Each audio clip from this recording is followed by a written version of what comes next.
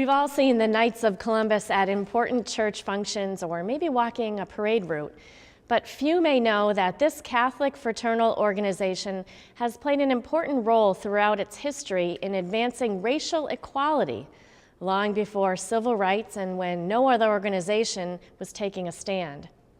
In honor of Black History Month, Steve Kiltonick recently went to the Knights of Columbus headquarters in New Haven and has this report.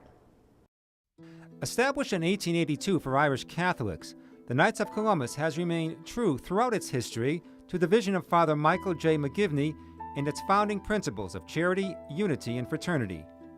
And from the very beginning, the Knights of Columbus has opened its doors to men of all races, color, and creeds. George Hanna is the Knights' Senior Vice President of Fraternal Services. The Knights of Columbus realized that if we were going to be a force for good, we had to include everyone because we're all God's children. The Knights were at the forefront of getting Afro-American and people of color involved when there was no other organization that members could belong to. And as early as the 1890s, the order had its first African-American member who joined from a council in Southborough, Massachusetts.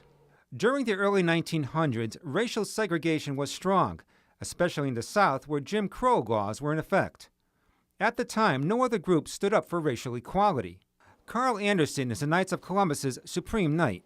Early on in the Knights of Columbus, there was this sensitivity to the fact that there were these problems in the country that needed a solution, and an organization founded on the principles of charity, unity, and fraternity, which we probably understand better as brotherhood, was attuned to this from the very beginning.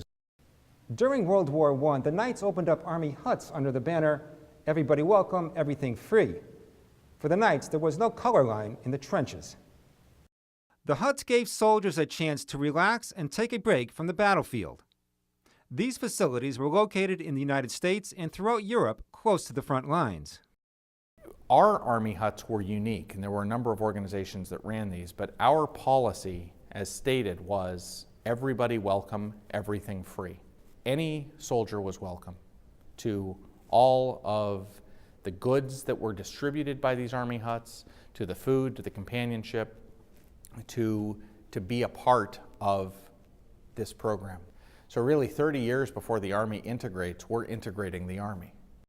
During the war, the Knights supported African-American sports teams, like this baseball club from Camp Zachary Taylor in Kentucky. The Knights of Columbus came forward and funded the team, uniforms, gloves, bats. It would be another 30 years before Jackie Robinson broke the color line in Major League Baseball. And when troops came home, the Knights' war activities schools offered demobilized vets free education and job training. In 1924, the order commissioned and published The Gift of Black Folk by W.E.B. Du Bois, the founder of the NAACP. This book really put on the table the fact that African Americans had contributed in a significant way to this country from the beginning. Concerned about revisionist history, the Knights also published two other books highlighting contributions of the Germans and Jews. And when the 1950s and tumultuous 60s arrived, various members stood on the front lines of the civil rights movement. Father Ryan marched with Dr. King. He was one of the civil rights pioneers in the Catholic Church as a Catholic priest. The Knights also sponsored the Lafarge Institute in New York, which was a place for dialogue on racial issues. And when the order had its 1964 annual convention in New Orleans, Supreme Knight John McDevitt stood up for racial tolerance after learning that the Knights Hotel was segregated. McDevitt explained that if that was the case, we would have to move the convention somewhere else because we weren't going to tolerate a segregated hotel. They would have to integrate or lose our business. They integrated that day.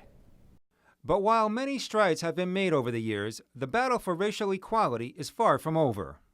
I don't think that there is ever a point when the job is completely done.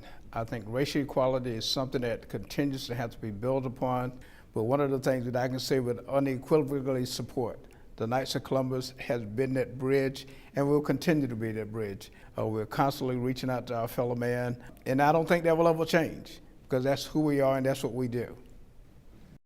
Carl Anderson spent close to a decade working on issues of racial equality as a member of the U.S. Commission on Civil Rights.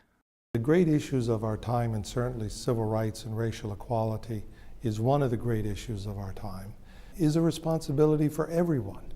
Everyone has to take part. Everyone has a share in finding a solution. As a national organization, we took a very strong stand. We didn't retreat, and I think we helped in the whole struggle for racial equality during the 20th century. Today, the Knights of Columbus remain committed to racial equality, as many African Americans and other minorities continue to hold leadership roles. But the pioneering role the Knights played throughout its 130-year history in standing up for the dignity of others must not be forgotten, so we, as a nation, do not repeat the mistakes of the past.